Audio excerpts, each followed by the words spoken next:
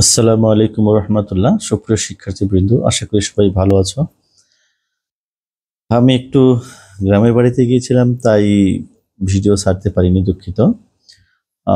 আশা করি তোমাদের পরীক্ষা, আজকে ইংরেজি পরীক্ষা ভালো হয়েছে এবং আগামী পরশুদিন তোমাদের কেমিস্ট্রি পরীক্ষা আছে, ইনশাল্লাহ ভালো হবে।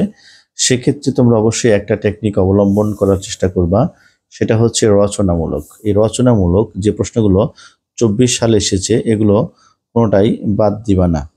কারণ রচনামূলক 24 সাল থেকে কমপক্ষে 3টা বা 4টা আসতে পারে।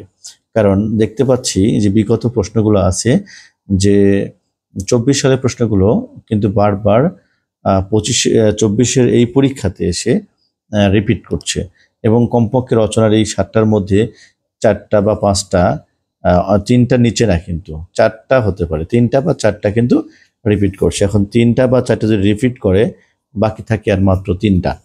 তাহলে বরঞ্চ এখান থেকে পড়াটাই যুক্তিযুক্ত। যদি তাই হয়, তাহলে কমপক্ষে আমরা আশা করছি এটা আসতে পারে, এটা আসতে পারে, পারমোটিট আসতে পারে, শ্রেণীবিভাগ আসতে পারে, এটা আসতে পারে, মাংস অথবা মাছের অথবা আনারসের যে কোনো একটা আসতে পারে। এখন এই যে শেষ অধ্যায় থেকে একটা আসবেই, এটা কিন্তু 100%। এটা বিশেষ করে মেয়েদের ক্ষেত্রে একটু ভালো। মাছ, মাংস, কুটাজাতকরণ বা আনারস, এই টাইপের কিছু ফলমূল আছে যেগুলো প্রণালী, কুটাজাতকরণ প্রণালী, এটা কিন্তু পরীক্ষায় প্রত্যেকবারই আসে। এবং একটু যদি দেখি আমরা, বিগত কিছু সালের প্রশ্ন আমার কাছে আছে। এক্ষেত্রে দেখো, একটা প্রশ্ন দেখো যে কি আছে, শ্রেণী বিভাগটা দেখো আবার আসছে। পানির খরা দূরীকরণে এটা আসছে, এটা একদম একই প্রশ্ন বারবার আসে। বাফার দ্রবণ একই পরীক্ষা বারবার আসে। কোয়ান্টাম সংখ্যা পরীক্ষা বারবার আসে। এখান থেকে আয়নিক বন্ধন কি এবার সম্ভাবনা আছে এটা আসার। এরপরে স্বেচ্ছা বা স্টার সিগন্যাল তৈরি, এটা কিন্তু খুব ইম্পর্টেন্ট, এবং প্রভাবক দেখো এখানে আসছে এবং এখানেও কিন্তু আসছে। সো এবং এটা সম্ভবত 23-এর মের পরীক্ষা ছিল, ডিসেম্বরের না, তাই রিপিট হয়তো হয়নি। যেভাবেই হোক, এটা এখান থেকে কিন্তু বেশিরভাগ সময় পরীক্ষা এটা আসে। এখন আমরা যদি চিন্তা করি সংক্ষিপ্ত প্রশ্ন নিয়ে, সংক্ষিপ্ত যেমন অরবিট, অরবিটাল, কিন্তু প্রশ্নটা পরীক্ষায় মাঝে মাঝে আসে। একটা পার্থক্য থাকবে, হোক সিগমা পাই পার্থক্য অথবা অরবিট এবং অরবিটালের পার্থক্য, একটা থাকতেই হবে, থাকবেই। এক্ষেত্রে দেখো একটা প্রশ্ন আছে যৌগমূলক। যৌগমূলক থেকে প্রশ্ন কিন্তু মাঝে মাঝেই আসে। অ্যালুমিনিয়াম অক্সাইড একটু ভূধর্মী অক্সাইড, এটা তো জানো, ওই যে অম্ল ক্ষার অ্যাসিড, ওই চ্যাপ্টার থেকে প্রশ্ন আসছে।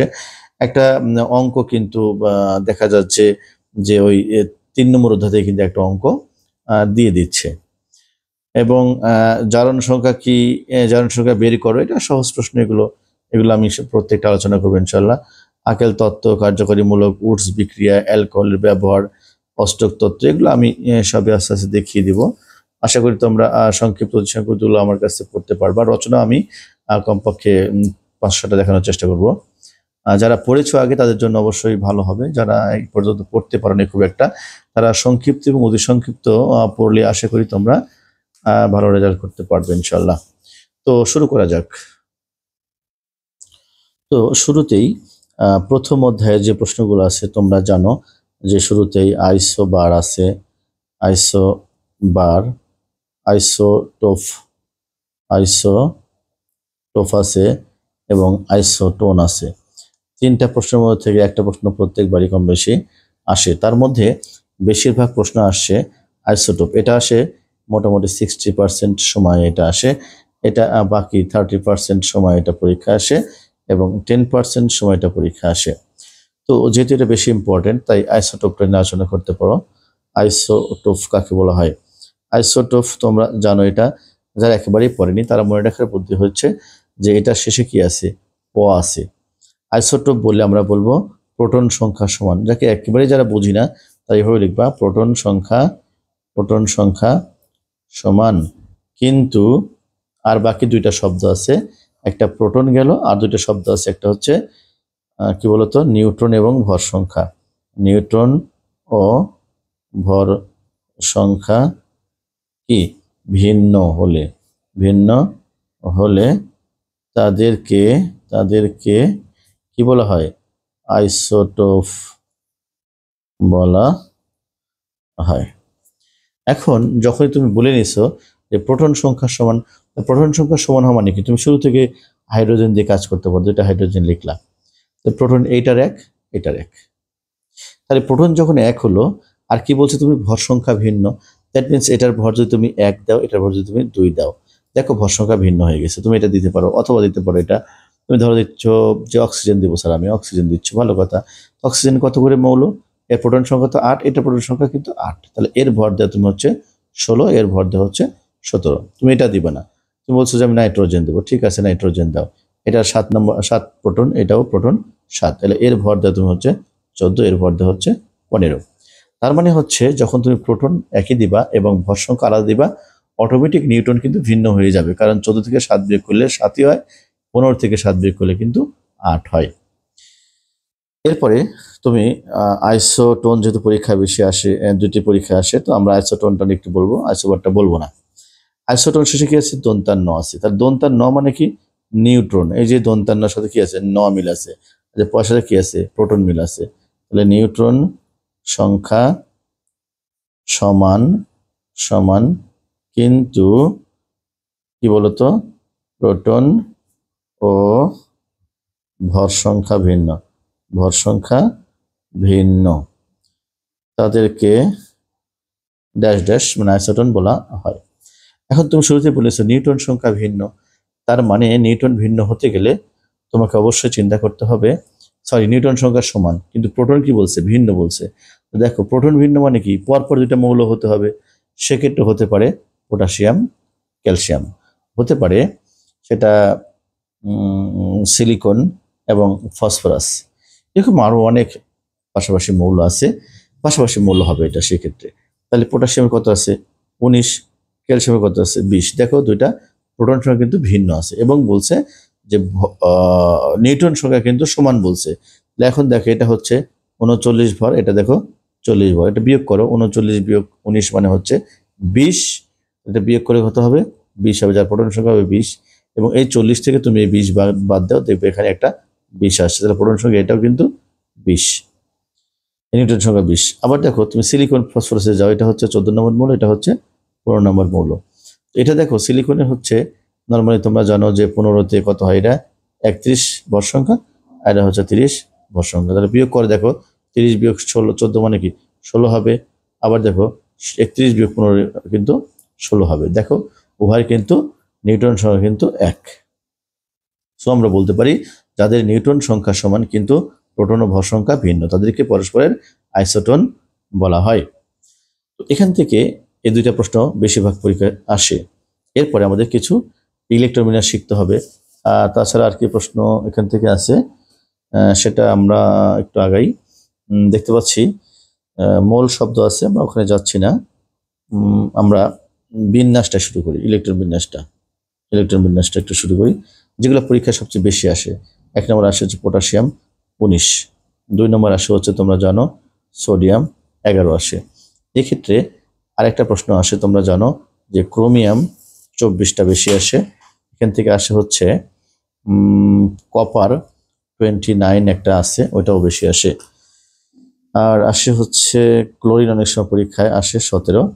এই কয়েকটা বিন্যাস তুমি যদি পারো তাহলে আশা করা যায় যে এর মধ্যে তুমি যদি একটা কমন পেতে পারো, যদি বিন্যাস আসে নিয়মটা তো একই, তুমি যদি খালি পারমাণবিক সংখ্যা জানো তোমার জন্য কোনো কঠিন বিষয় না।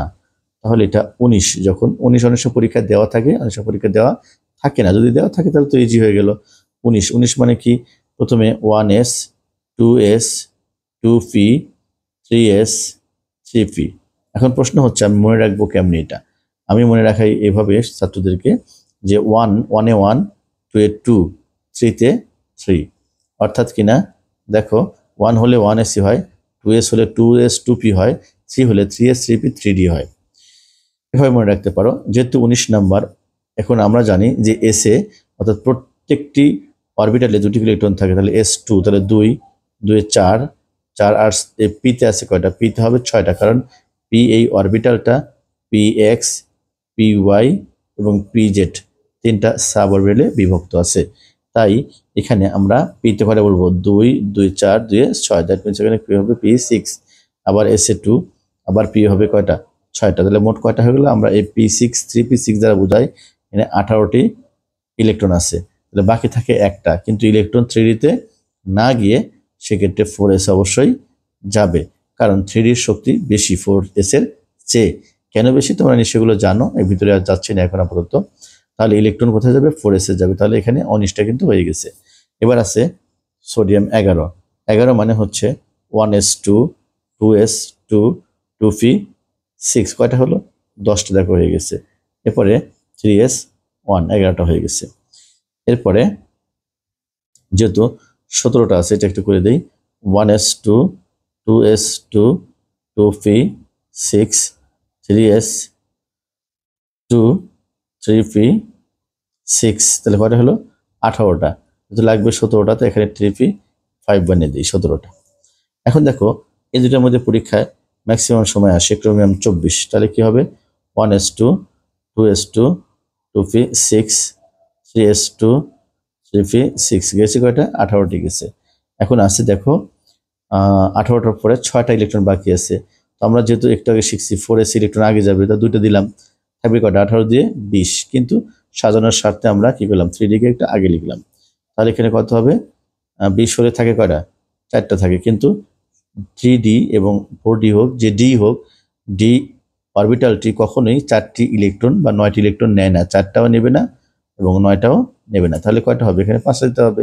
সেক্ষেত্রে এসে একটা ইলেকট্রন দিয়ে বাকি এখানে একটা বাড়িয়ে দিয়ে 5 করতে হবে। কিন্তু একইভাবে দেখো 1s2 2s2 2p6 3s2 3p6 3d রেখে দিলাম, 4s আমি দুটো ইলেকট্রন দিলাম, তাহলে কয়টা? 20টা। এখন দেখো আছে কয়টা? 29টা। তাহলে লাগবে কয়টা? 9টা। এখানে 9টা দিলাম, কিন্তু 3D কি নেবে না? ইলেকট্রন 4 এবং 9 নেয় না। তাহলে সেক্ষেত্রে আবার এটাকে 1 লিখতে হবে, এটাকে কি করতে হবে? 10 করতে হবে। এটা কিন্তু শুধুমাত্র 24 এবং 29 ক্ষেত্রে এটা বেশিরভাগই প্রযোজ্য হয়, যে 3D 4 এবং 3D 9 সেটা হবে না, অর্থাৎ 5 হয়ে যাবে এবং 10 হয়ে যাবে। আশা করি বুঝতে পেরেছো। এই অধ্যায়ে আরো কিছু প্রশ্ন আছে, তোমরা জানো অরবিট কি, অরবিটাল কি, এরকম কিছু প্রশ্ন কিন্তু পরীক্ষায় আসে, খুবই ইম্পর্টেন্ট প্রশ্ন। তো যদি আমি একটু সহজভাবে বলি, তাহলে অরবিট বলতে বোঝায় যে গোলাকার বৃত্তাকার যে পথ আছে, এই পথে যে ইলেকট্রন ঘোরে, এই পথটাকে বলছি অরবিট। অর্থাৎ ইলেকট্রন যে বৃত্তাকার কক্ষপথে ঘুরতে থাকে, সেই বৃত্তাকার কক্ষপথকে কি বলা হবে? অরবিট বলা হবে। অর্থাৎ এই যে পথটা বলছি, এই পথটাকে বলা হচ্ছে অরবিট। তাহলে সহজ ভাষায় কি বলছি?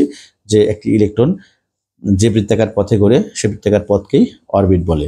অরবিটাল কি? এখন ধরো ইলেকট্রন এই পথে ঘুরছে, ভালো কথা। এখন কোথায় পাওয়ার সম্ভাবনা সবচেয়ে বেশি আছে? ধরো এইটুকু জায়গার মধ্যে ইলেকট্রন পাওয়ার সম্ভাবনা সবচেয়ে বেশি আছে। তাহলে এই এরিয়াকে বলবো আমরা অরবিটাল। তাহলে বলতে পারি যে অরবিটের যে স্থানে ইলেকট্রন পাওয়ার সম্ভাবনা সবচেয়ে বেশি, অরবিটের যে স্থানে ইলেকট্রন পাওয়ার সম্ভাবনা সবচেয়ে বেশি, তাকে বলা হবে অরবিটাল। আশা করি বুঝতে পেরেছো। অরবিট এবং অরবিটালের সময়গুলো কিন্তু অনেক সহজ এবং পরীক্ষায় মাঝে মাঝে কিন্তু এটা আসে এবং পার্থক্যটাও আসে, কিন্তু তোমরা জানো। এরপরে আমরা চলে যাচ্ছি পলির বর্জন নীতি নামে একটা সংজ্ঞা আছে। পলির বর্জন নীতি। তো এটা কি? দেখো একটা পরমাণু তুমি চিন্তা করলা, এই পরমাণুতে ধরো দুটি ইলেকট্রন আছে, একটা এখানে একটা এখানে আছে। তো আমরা বললাম এটা E1, এটা মনে করছি E2। তো বলছে বিজ্ঞানী পলি বলছেন একটি পরমাণুতে দুটি ইলেকট্রন আছে, যে এই দুটি ইলেকট্রনের কয়টা কোয়ান্টাম সংখ্যা থাকবে? 4টি করে কোয়ান্টাম সংখ্যা আছে। তোমরা জানো প্রত্যেকটি ইলেকট্রনের কয়টা কোয়ান্টাম সংখ্যা আছে? 4টা করে। একটা হচ্ছে N, একটা হচ্ছে L, একটা হচ্ছে M এবং একটা হচ্ছে S। অর্থাৎ প্রধান কোয়ান্টাম সংখ্যা, সহকারী কোয়ান্টাম সংখ্যা, চুম্বকীয় কোয়ান্টাম সংখ্যা এবং স্পিন বা ঘূর্ণন কোয়ান্টাম সংখ্যা। অর্থাৎ প্রত্যেকটি ইলেকট্রনের কিন্তু কোয়ান্টাম সংখ্যা মোট কয়টা করে আছে? 4টা করে আছে। তাই আমরা বলতে পারি কি, যে একটি পরমাণুতে দুটি ইলেকট্রনের 4টি কোয়ান্টাম সংখ্যার মান কখনোই এক হবে না। বিজ্ঞানী পাউলি যেটা বোঝাচ্ছেন সেটা হচ্ছে E1 এর জন্য তখন কি হবে? n এর মান যদি 1 হয়, তাহলে l এর মান হবে কত? 0, এবং m এর মান কত হবে? 0। সেক্ষেত্রে s এর মান কত হবে? হয়তো +½ হয়ে গেছে, +½ তো একইভাবে E2 এর জন্য কি হবে? সেক্ষেত্রে হবে n এর মান হবে 1, l এর মান হবে 0, m এর মান হবে 0, সেক্ষেত্রে s এর মান হবে কিন্তু -½ বলতে পারে স্যার 1 হলে কেন 0 হচ্ছে? এটা কিন্তু আমরা সহজেই জানি, আগে থেকেই জানি যে n এর মান 1 হওয়ার অর্থ l এর মান 0। কারণ কি, যে l এর মানটা ডিপেন্ড করে n এর উপরে, অর্থাৎ n-1 এর শর্তে আসে। তাহলে শর্তে হলে এটা যদি 1 হয় তাহলে এটা l এর মান কত হবে? নিশ্চয়ই কি হয়ে যাবে? 0 হয়ে যাবে। n-1 তার মানে 1 - 1 0। এবং m এর মান 0 কিভাবে হলো? না, আমরা জানি m এর মান +- l। l যদি 0 হয় তাহলে m তো 0 হবেই। আর এই যে প্লাস হাফ বলছে কি, একটা ইলেকট্রন ঘড়ির কাঁটার দিকে ঘুরতে পারে, অপর ইলেকট্রন ঘড়ির কাঁটার বিপরীত দিকে ঘুরতে পারে। এই কারণে হচ্ছে একটা প্লাস হাফ এবং একটা মাইনাস হাফ। অর্থাৎ বিজ্ঞানী পাউলি বলছেন যে এই ইলেকট্রন যদি ঘড়ির কাঁটার দিকে ঘুরে, তাহলে এটা কি করছে? বিপরীত দিকে ঘুরবে। এই জন্যই বলছে, আমি আরো একবার বলছি, পরের বর্জনীতি হচ্ছে একটি পরমাণুতে দুটি ইলেকট্রনের 4টি কোয়ান্টাম সংখ্যার মান কখনোই এক হতে পারে না। খুবই সহজ প্রশ্ন কিন্তু। এরপরে আরেকটা প্রশ্ন আছে, অ্যাভোগাড্রো সংখ্যা। এরকম অনেক প্রশ্ন আছে, আসলে সাজেশন দিয়ে এগুলা কখনোই কমন ধরা সম্ভব না। অ্যাভোগাড্রো সংখ্যা যেগুলো একটু পড়া উচিত তোমাদের, পরীক্ষা আসছে বারবার। অ্যাভোগাড্রো সংখ্যা কি? ধরো তুমি এত বড় একটা বস্তু নিচ্ছ, এই বস্তুর মধ্যে তুমি জাস্ট একটা মোল নিচ্ছ, এখানে কতটুকু আছে? জাস্ট 1 মোল আছে। তাহলে বলতে পারি যে কোনো বস্তুর 1 মোলে যত সংখ্যক অণু বা পরমাণু আছে তার সংখ্যাকে বলা হবে অ্যাভোগাড্রো সংখ্যা। তার মান হচ্ছে 6.023 × 10⁻23t। আমি আবারও বলছি, কোনো বস্তুর 1 মোলে যত সংখ্যক অণু বা পরমাণু থাকে তার সংখ্যাকেই অ্যাভোগাড্রো সংখ্যা বলা হয়, এবং এর মান হচ্ছে 6.023 এবং 10⁻23।